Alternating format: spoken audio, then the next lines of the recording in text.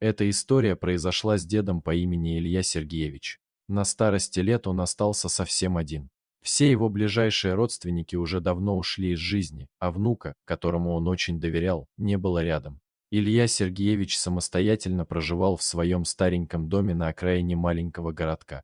Ему было уже 73 года, Илья Сергеевич был не в состоянии преодолевать трудности и испытания жизни так легко, как когда-то. Огромные потери в его семье оставили его в печали и одиночестве.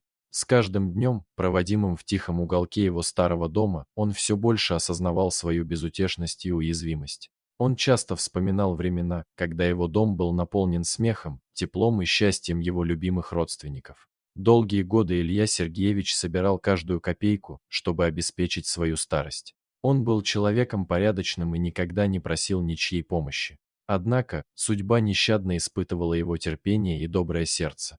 Его внук, по имени Михаил, взял на себя ответственность выплачивать кредит, который Илья Сергеевич взял в банке на лечение своей покойной жены. Вначале Михаил регулярно выплачивал сумму, но внезапно исчез, оставив своего дедушку в безвыходном положении. Кредиторы требовали деньги, но у дедушки их не было. Илья Сергеевич оказался погрязшим в долгах и не знал, как выбраться из этой неприятной ситуации. Он старался сделать все возможное, чтобы найти внука и разобраться в произошедшем, но все его попытки были тщетными. Однажды к его дому приехали коллекторы, представляющие интересы банка. Они требовали выплатить долг, иначе угрожая конфискацией имущества. Илья Сергеевич был отчаян и не знал, что делать. Он не мог себе позволить потерять свой дом, который был единственным, что осталось у него в жизни. Коллекторы стучали в дверь и требовали, чтобы Илья Сергеевич открыл. Но он не мог себе позволить впустить их внутрь. Зная о своих долгах, он боялся, что они заберут все, что у него осталось. Единственное, что он мог сделать, это не открыть дверь и ждать, что ситуация разрешится сама собой. Однако коллекторы, оказывается, не собирались уходить без своего долга.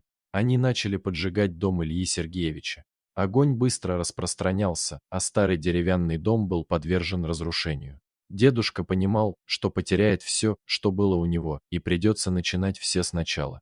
Но вдруг из леса выбежал волк. Насторожившись от запаха горящего дома, он решил проверить, что происходит. Волк увидел бандитов, поджигающих дом, и решил вмешаться.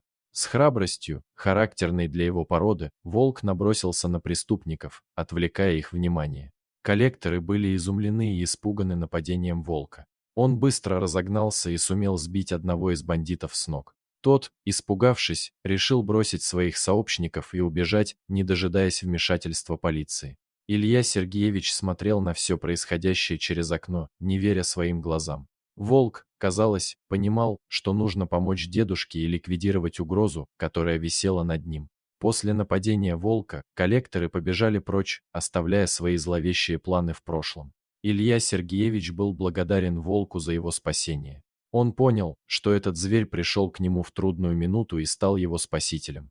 Дедушка не знал, как объяснить такое происшествие, но он чувствовал, что судьба дала ему второй шанс.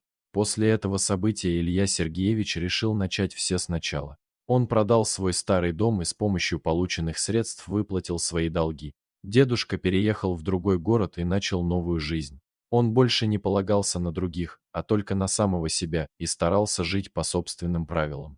История Ильи Сергеевича и волка стала для него уроком о том, что даже в трудные моменты всегда есть надежда на лучшее. Волк стал символом силы и защиты, который всегда будет напоминать Илье Сергеевичу, что он смог преодолеть все трудности и начать новую жизнь. И в дальнейшем дедушка не испытывал больше никаких проблем с долгами или коллекторами. Вот такая удивительная история. А что вы думаете по поводу данной истории? Делитесь своим мнением в комментариях.